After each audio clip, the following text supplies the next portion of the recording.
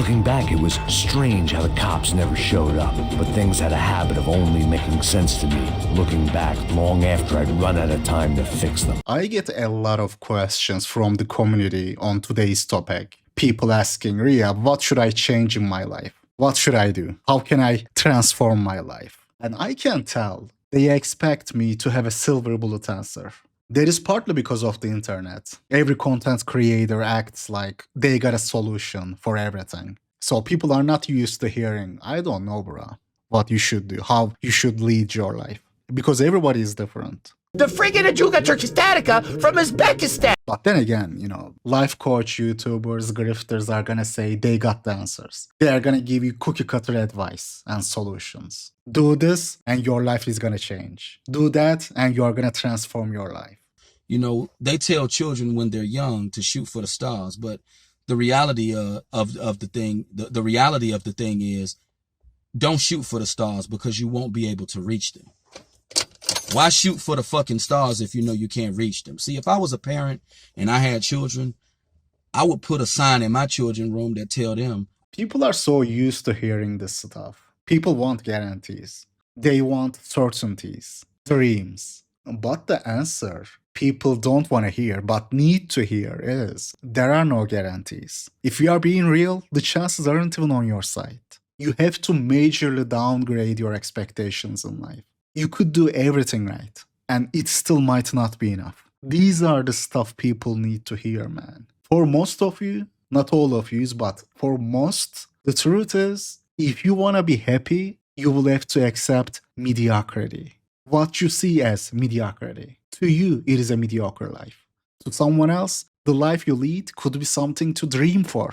If you want to be good at life, you need to be able to face the unknown and go for it. So a lot of people end up usually sometime early in their 20s, but sometimes later, thinking that we got to restart life.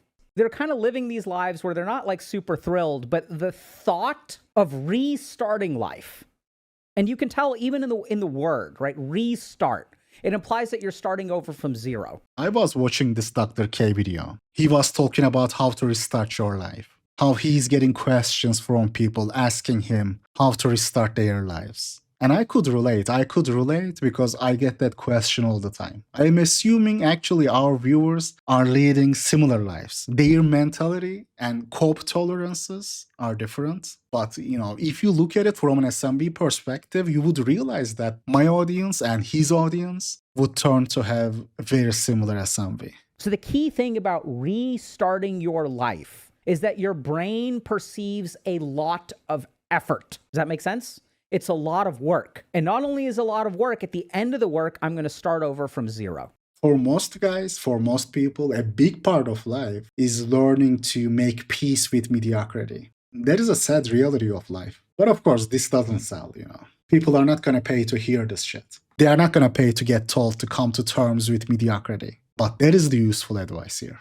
That is what they need to hear. Focus on reasonable changes that you can actually accomplish. I agree with Dr. K regarding that point. But in the second half of his video, he starts coping. Goes off the rails and starts coping like he often does. Some people have a low tolerance to uncertainty. Now this is where things get hard, because this is going to be the ultimate mindfuck. Okay? So if my life is a big question mark, how does my brain interpret that? There is a potential threat that gets amplified. Gut feelings, I'm really worried that this could happen, this could happen, this could happen, this could happen, right? That amplifies the threat. And my rewards are predicted as lower. Y'all get this? Make sense? So we're not going to move because when we're unsure of what's going on, the picture looks bleak. Therefore, there is no movement forward. We're just going to stay right here. No moving. Just sit. Continue to suffer. You continue to suffer. You don't move to not make the suffering even worse. Because you have experiences and previous knowledge telling you that moving is gonna make things worse. There was a commenter a while back under one of my videos saying that, Rehab, you are blasting your parents for forcing you into STEM and not letting you study an arts degree. But bro, in today's day and age, you would only be even more miserable. If you are sub 5 like you claim to be, who's gonna hire you, Rehab, with an arts degree like that? How are you gonna survive on your own without connections if normal business world don't need you, don't have to hire you? I'm gonna admit that commenter was right. The alternative was not only being sub 5 cast out, but also broke on government welfare, surviving on state welfare. I wasn't gonna be some bohemian carpe diem chat. I was only gonna suffer more. If I am perceiving a threat and if I am perceiving low reward, okay, how do I bring these gaps to zero? Stop expecting. Good. Do nothing. Excellent. Do nothing. If I expect low reward, how do I reduce the gap? I do nothing. I do nothing. Because being wrong is dangerous. Being right and doing shit is safer. Avoidance. And oftentimes, that is what is gonna save your life. It is called risk management. I mean, I love how he's acting like this is some rocket science. Bro, this is some basic risk management. Risk management that all humans, all default humans with a functioning brain do. Like, yes, being right is gonna keep you alive if the prey you're going after turns out to be a predator. This is the basics of human evolution. It is like, let's say you are a part of a lion pride, right? You are some little cub in that pride. You know that you can go for any prey. You know the limit is the sky. You can wander off. You can fuck with hyenas because you have the entire pride. Who got your back? People with high tolerance to uncertainty can afford to do so because they know even the worst option, even the worst case will still be okay.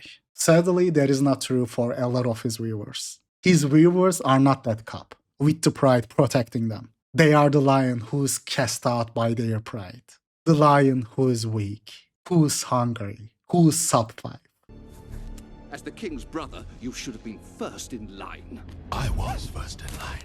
If they say, oh, let me pick on this hyena pack on my own, I am gonna get their food. If they do that, they are gonna get ganged up on. If that lion says, oh, look, there's a cute lioness over there in that pride, in a different pride. Man, I ain't got anything since ages. Am I gonna eat? Let me run game on her, on that lion. I am gonna ask her if the gazelle she's eating is indeed a gazelle or something else. I am gonna run game on her.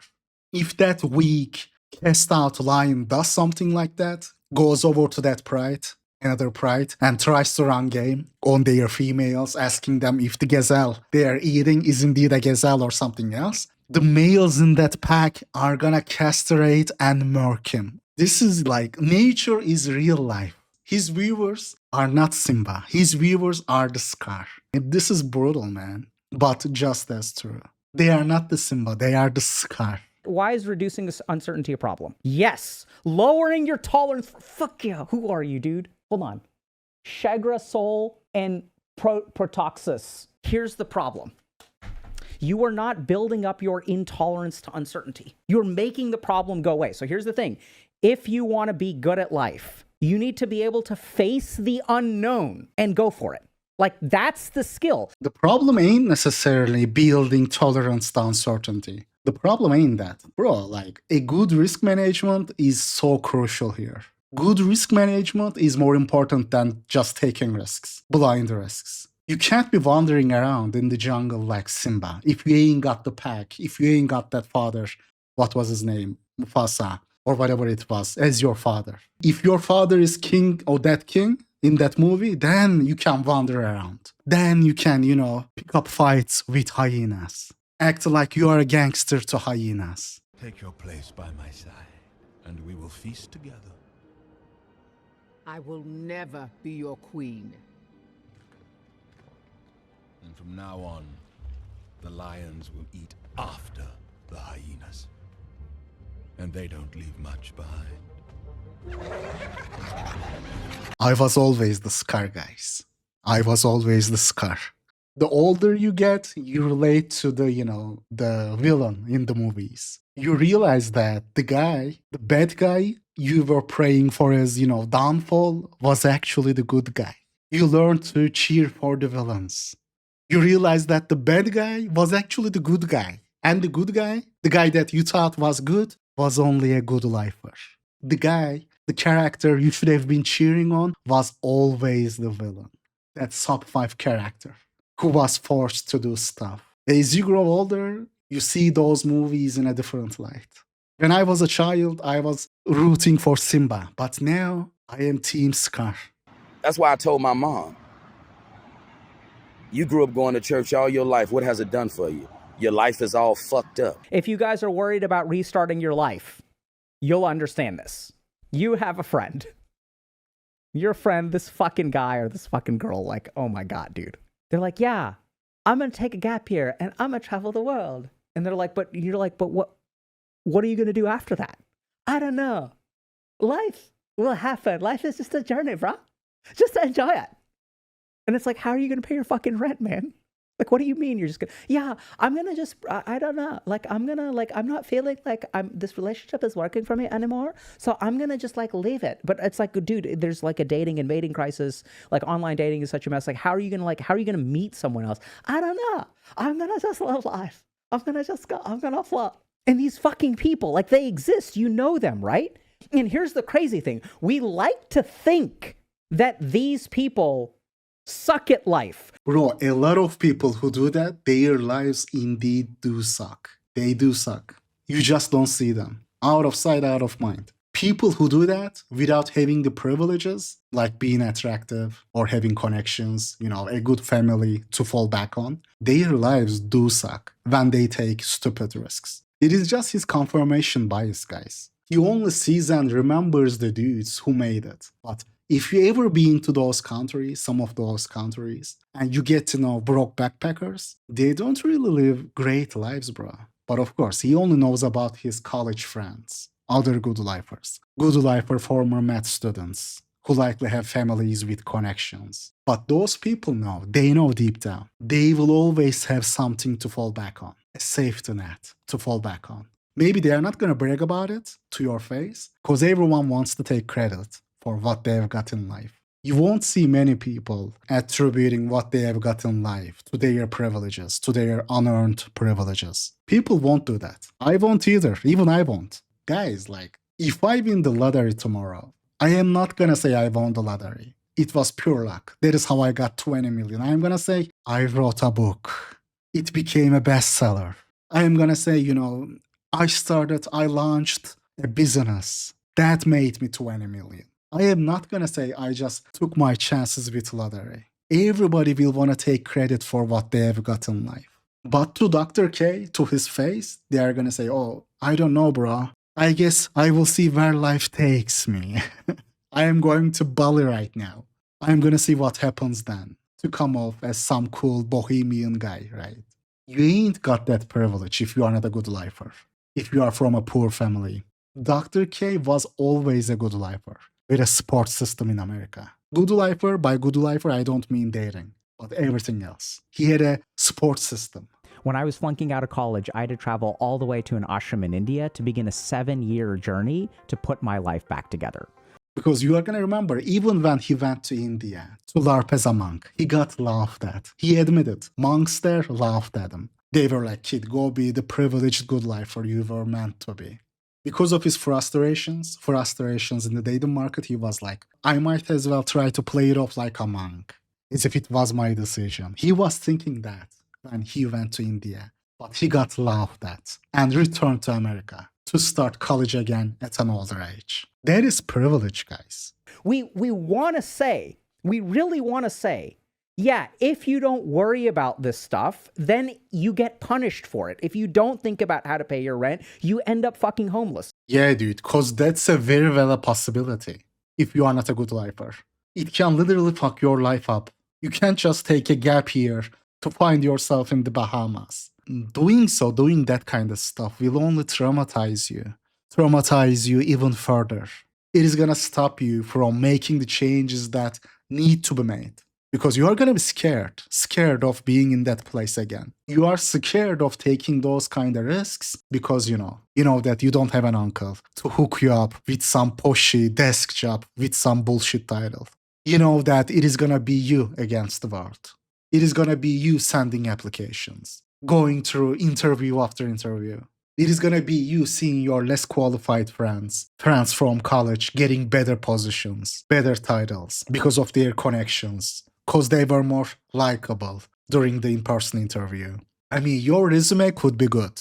You can pass the initial vetting, but what are you gonna do when it is time to get an in-person interview? What are you gonna do then? Oh, bro, just be a carefree risk taker. Rehab, have you tried being a bohemian nomad?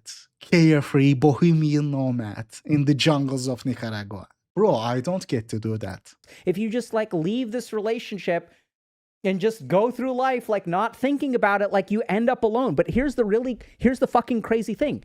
They don't end up alone. If they don't end up alone, it is because they are the ones leaving the relationship in the first place. Which is why, exactly why, the party ending the relationship is often the female, not the dude. And if it is the dude, it is a good-looking or high-status dude. But the key here is knowing deep down that you can easily get into another one. That is why they had tolerance in the first place. They don't end up broke. They don't end up hopeless. Like some of the time they do, but a lot of the time they don't. And sometimes, this is the most infuriating thing, sometimes they seem to fall ass backwards into amazing opportunities. Do you all know people like this? Have you guys met people like this? Yes, we know that. We know. We call them good lifers in this community. Either good lifers in the sense of having good genetics, or good lifers in the sense of having connections, having a family, money. Kind of people who always seem to land on their feet. But it is not because they were just careless bohemian dudes who never burdened their brains with a single worry. Not because of that, but because they knew they had safety nets, privileges to fall back on. What do you have got to fall back on? Where it's like they have no plan, they're just floating through life, and they just fucking get lucky over and over and over again. Am I crazy here, or are you guys okay? Right? Because they live in the moment, right? And they're like, oh yeah, like live in the moment, bruh. I live in the moment. But it's like, no, dude, like I don't know, like live in the moment, but like how do you plan for the future? So here's the crazy thing. These people have a high tolerance to uncertainty. Some people have a low tolerance to uncertainty. Because those uncertainties often play out to be pleasant experiences for you.